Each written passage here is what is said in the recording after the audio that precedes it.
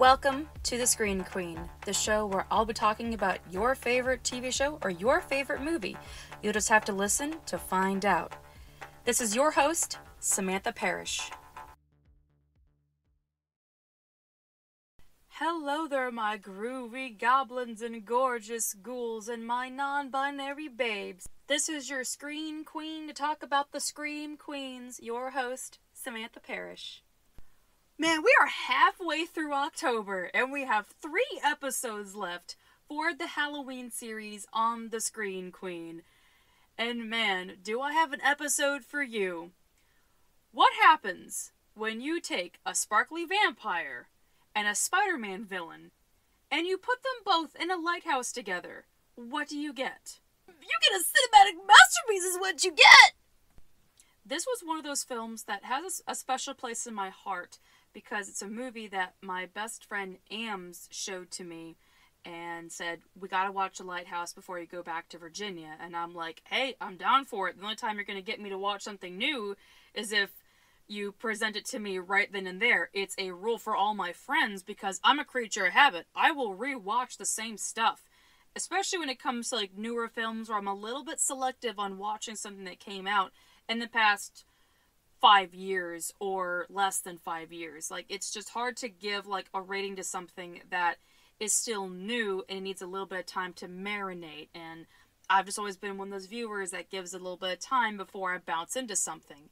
And man, what an experience this film was. I had heard about it on many underrated horror film lists, and I was a little bit intrigued by it being a film helmed by 2 major players of Robert Pattinson and Willem Dafoe. Like, you can't go wrong there. And the premise was a little bit out there with it being 2 people going insane in a lighthouse. I love a premise like that. Putting 2 people in an isolated condition in the same realm of something like The Shining, I'm like, okay, I'm intrigued. I'm going to give it a shot. You're hitting some good checkpoints there. And my God, I'm never going to find another film like this. Is one of the most intriguing horror films I've ever seen that also doesn't feel like a horror film. And I'll be getting into more details about that as the episode progresses. But man, strap yourselves in and get yourself a flashlight and make sure you lock your windows because we're about to get into The Lighthouse. So for those that don't know what The Lighthouse is, it did kind of like fall under the radar a little bit. There are some people that know about it and some people that don't. So here you go. Here's your synopsis for you. The Lighthouse follows 2 wikis that have been tasked to watch over a lighthouse for 4 weeks until the next relief comes through. And from the get-go, you know, these are 2 people that are not getting along quite well. There's something that both of them carry that's a secret. And you start to see, I was like, the close quarters that they find themselves in, the secrets are getting a little bit harder to keep, as they both find supernatural things on the island that they're not sure if it's real or not. You follow 2 wikis.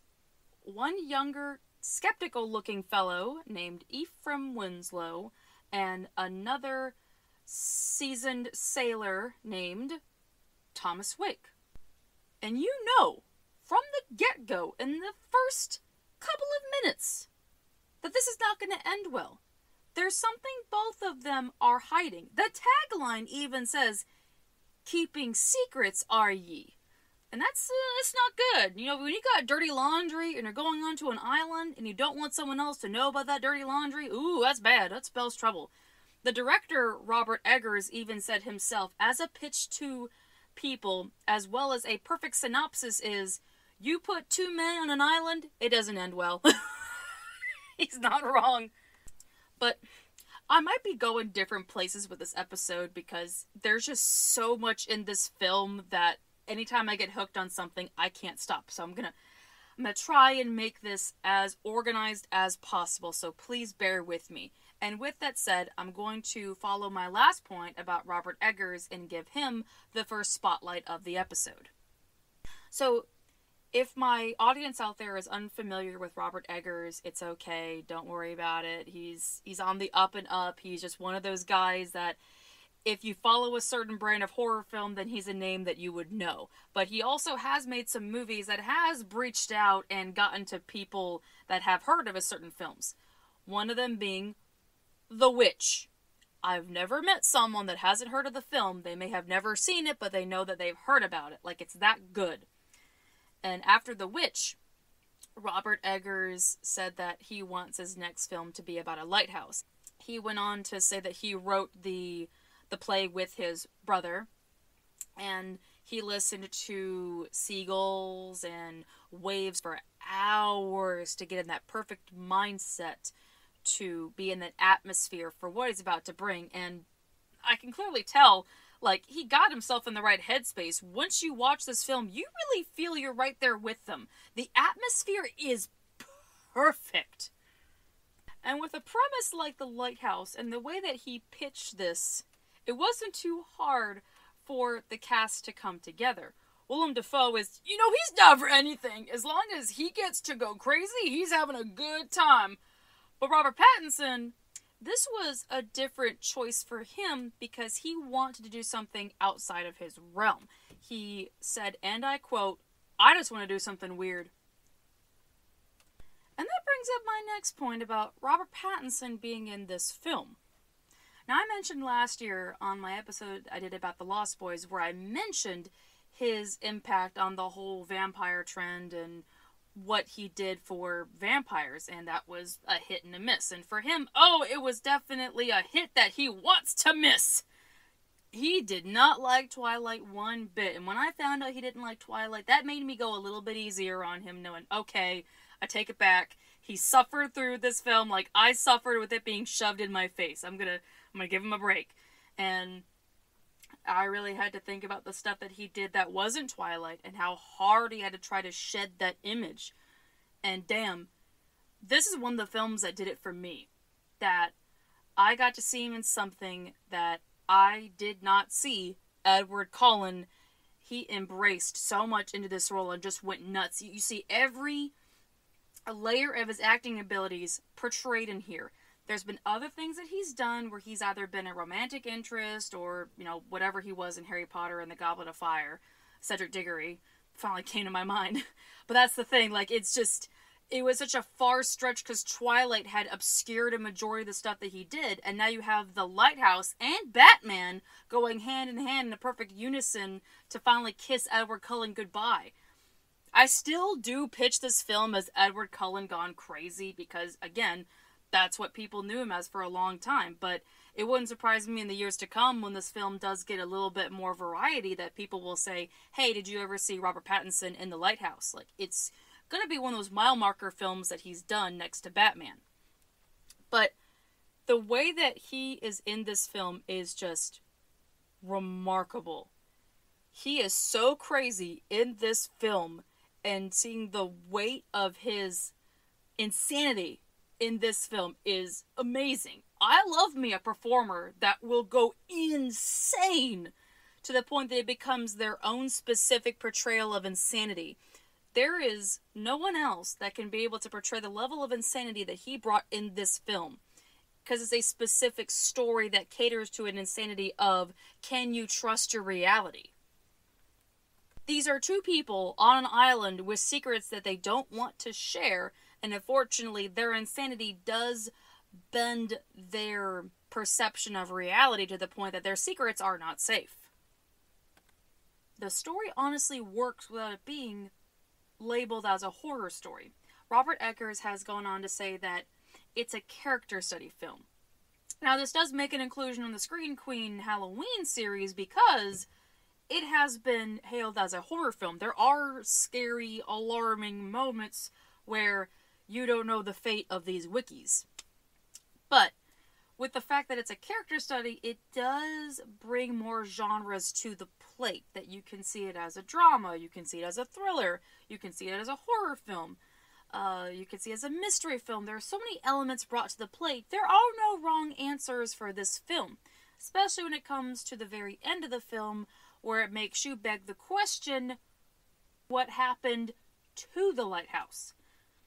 Now, I have to give a heads up that I am going to be going into spoiler territory, and lately I've been a little loosey-goosey with giving some spoilers when I promised this would be a spoiler-free show, but thankfully a lot of my listeners have not minded that I bring spoilers to the plate, and the way that the spoilers are going to be talked about, it's imperative on how it will affect the ending, because there are multiple interpretations to how people have seen The Lighthouse. There are no wrong answers, but there are some very interesting answers to the end. So before I go into the spoiler territory, there are a couple of things I have to mention. I'm going to try and explain this the best way I can to those that have seen the film and haven't seen the film. So bear with me. This is going to be a lot. So the one thing that drives this film is what Thomas Wake says, that it's bad luck to kill a seabird. It's the driving force of the film, and it ultimately brings the frightening fate of both of these wikis. But it's not just the killing of the seabird that has made everything go into terrifying turmoil. Like I mentioned earlier, their secrets are not safe. Everything brought to the plate. Ephraim Winslow is running from his past and is posing as another man who is the name that he has taken because he's not really Ephraim Winslow. That's his secret.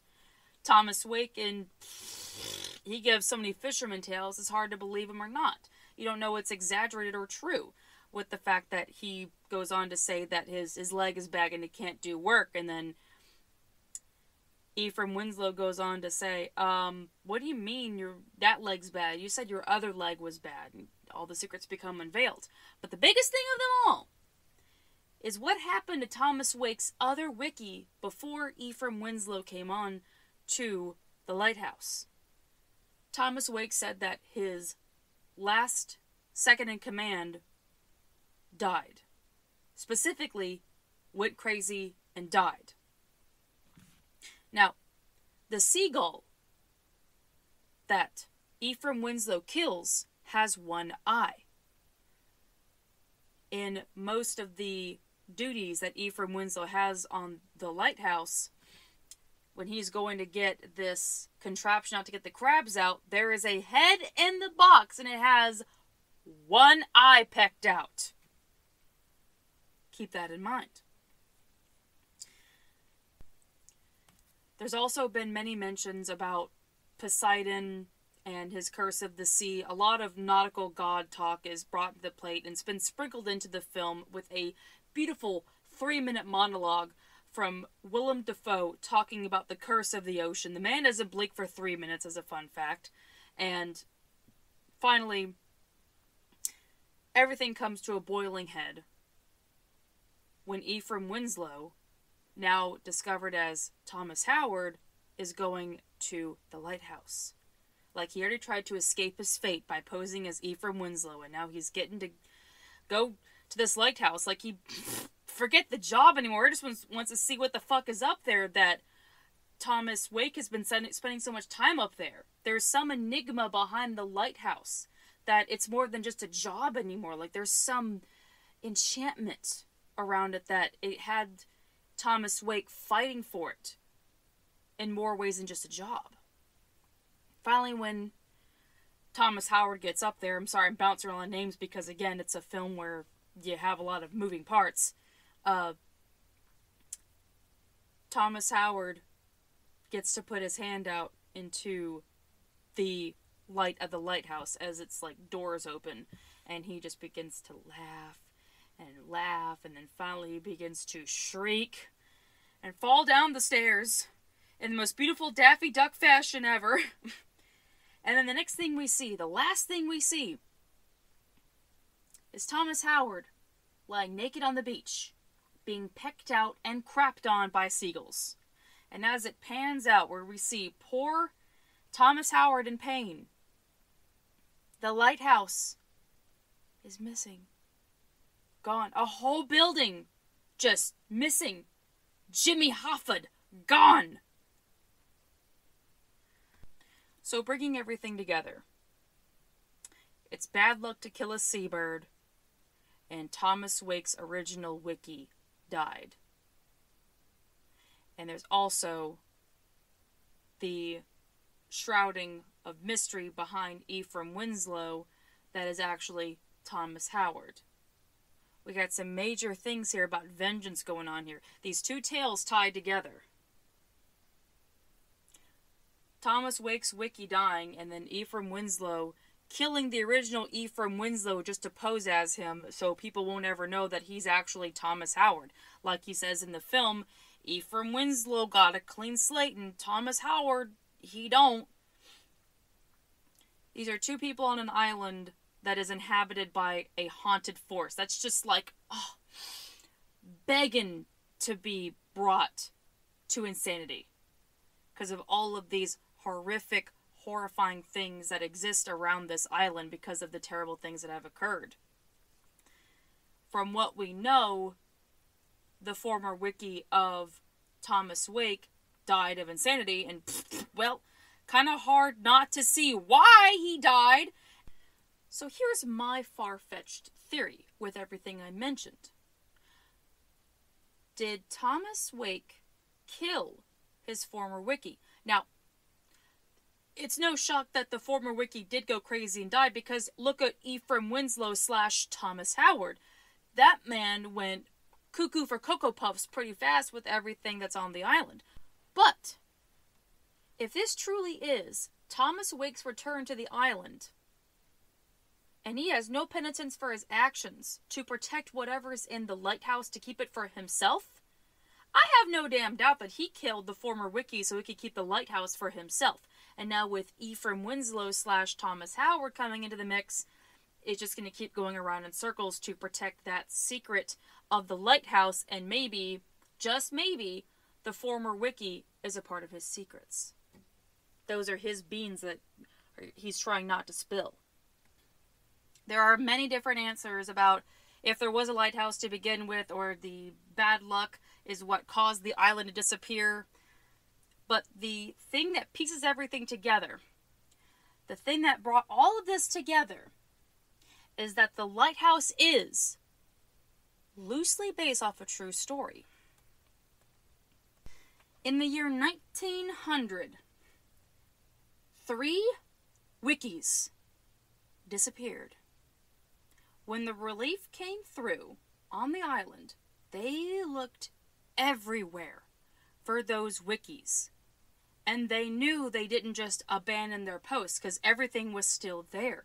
As if they were going through a day in their life and then just didn't come back. No one just leaves their shit unless they had a good reason, or if something terrible happened. Those wikis were never seen again. That story and the whole events around it, with the air of mystery, that mystery was never solved, became an inspiration for the plot of the film to explore those themes as to what happened. No one will ever know, but you can play around with the imagination, and that's exactly what Robert Eggers did. So this is a completely random thing that I want to talk about. I had no proper segue for this, but this is a joke that I have mentioned about the lighthouse that I want to share on here. So with everything I just mentioned about how the plot is surrounding, if you kill a seabird, you are subjected to the curse of the ocean. Well, this makes me think about Willem Dafoe's character in Finding Nemo. I'm sitting there like, wait a minute, so if everything I'm hearing is correct, that these wikis are doomed because of the way that the curse of the ocean happened, then I'm 100% positive that Gil is the reincarnation of Thomas Wake. I mean, think about it. You could see Thomas Wake being turned into a fish afterwards, and I find it so funny considering Willem Dafoe has played a role for many ocean-themed characters. Like, there was Gil in Finding Nemo, and then there was, what was his name? He played a character in Aquaman, but his name escapes me. So there's that, and then you have him playing Thomas Wake, so I'm just convinced that he is just constant reincarnations going on. It's a loose theory. It's not even a theory to begin with, but it's a connection that I made that I'm like, huh. So you're telling me the Lighthouse is a prequel to Finding Nemo? I'm sorry, I could not help myself. I've been holding on to that joke for so long. To me, I found it to be so incredible that both actors gave it their all, and it looks like they have perfect chemistry. But behind the scenes, Robert Pattinson and Willem Dafoe weren't that close. There wasn't some tiff and they had to just work begrudgingly together.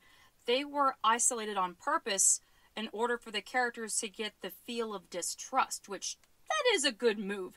If you're going to put a film together where your two characters are isolated together and you see them go back and forth between moments of intimacy and then moments of absolute clusterfuck violence, that does go hand in hand very well together, to see the emotions and emotions of when you're stuck on an island with someone and your feelings start to change and don't know if it's due to getting close to someone and seeing beneath the layers, or if you have a moment of weakness due to the insanity that there is no one else to talk to and you have no choice if you need to just talk to someone.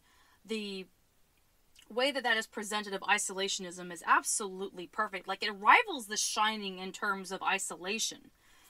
And both of the actors went on to say that due to the isolationism, they didn't really get a good first impression to, like, get a good read on each other. But then after they started working on the film together and getting to know each other and actually have a concrete conversation, they became, like, best buds. They're like, hey, man, you're pretty great. Like, they appreciate, like, the way it had to happen at first, but then they actually got to have a moment themselves. It's pretty cool. It's kind of funny considering, like, what happens to their characters in the end of it all. And knowing there was a moment in between that both actors got to have, like, a good moment together, as opposed to their characters that didn't. It's a funny thing to look at, and if you get the chance to watch the film, or you have seen the film, please keep that in mind, because it changed the way I saw the film. But with all the horror that's in this film, there is one spotlight that I like to give for the horror that's in the film that made mermaids terrifying. Now, many people that know me in real life know that I love my mermaids. One of my favorite Disney films is The Little Mermaid. But if there is going to be an attempt to make a mermaid terrifying, you bet your ass I want to see how that's going to happen. And there's been some attempts over the years. I'm not really a couture when it comes to criticizing how they made mermaids terrifying, because realistically, they're sirens. And most of the films that depict mermaids have them as sirens, like in Pirates of the Caribbean. You can kind of squint and say that Sinbad, Legend of the Seven Seas, also did a jab at mermaids being very threatening creatures.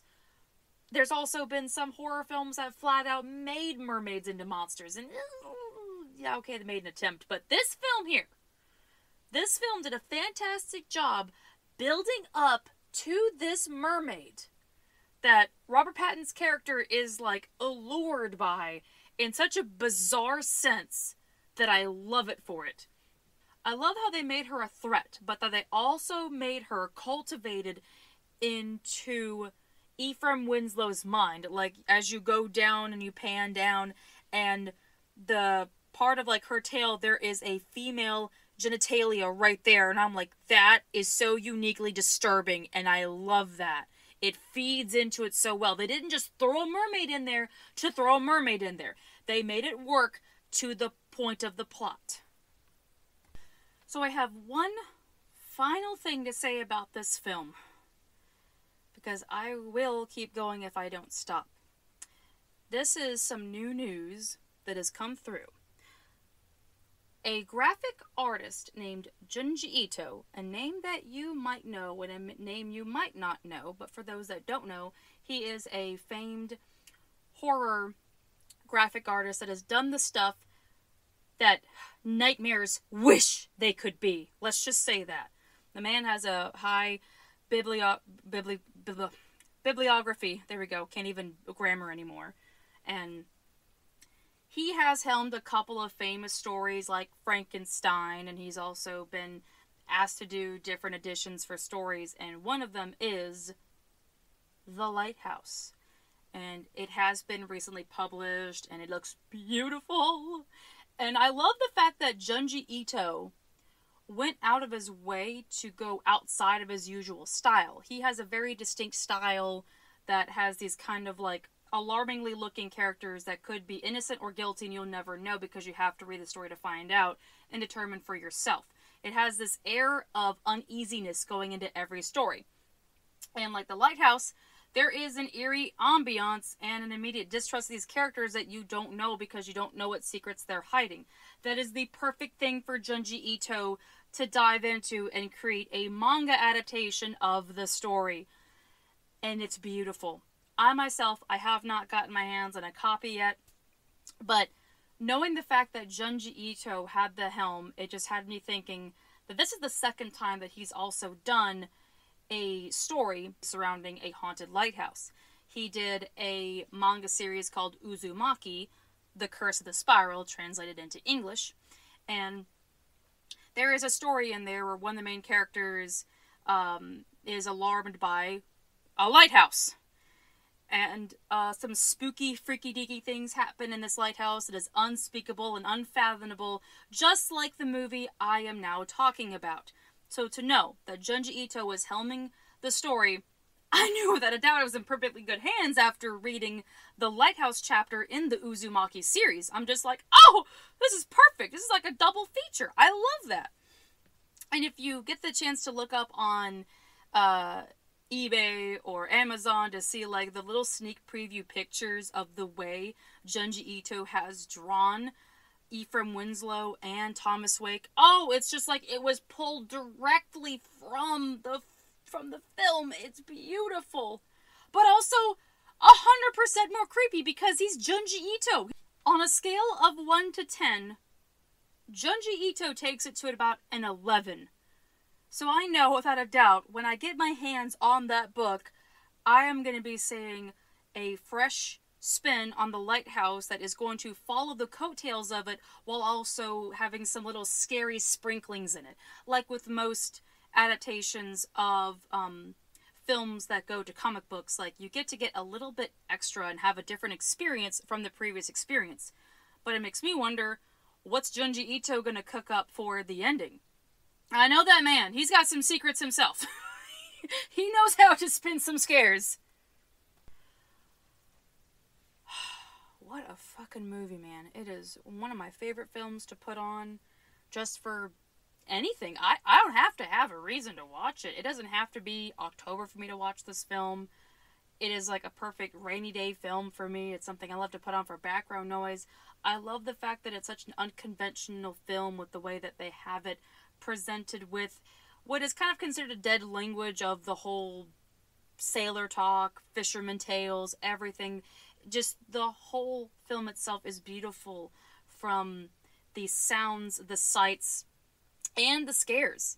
It's such a beautiful film to see how they've made something that feels like a fresh film, but also makes a huge callback to the old films of the 1920s by having it being presented as an old school film with old school themes. It's a perfect nostalgic film while also being fresh at the same time.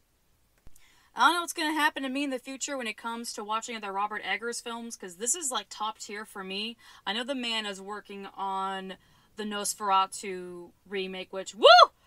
That's a hell of a thing to have to remake a film that's 100 years old, but I know the man can do it. I've seen what he can do for The Lighthouse. I've seen pieces of The Witch, or as I call it, The Vivitch. And I know that he has done numerous other films that have always been at the top of the helm. So I know without a doubt whatever he does next will be great, but I know I'm never going to get another Lighthouse. That story is his, and I hope no one remakes it anytime soon. Well, the ship has officially sailed for this episode of The Screen Queen. Thank you so much to everyone that has taken the time out of their day to listen to these episodes. It means so much to me to see new listeners coming through and telling me what their favorite episode is and how much the show means to them. And it means a lot to me to be the provider for a lot of people. But there is one thing that I haven't provided for, and that's myself. So I have a different plan with how the rest of the Halloween series is going to go. There's been a lot of events that have happened in October. It never fails to hit me right in October.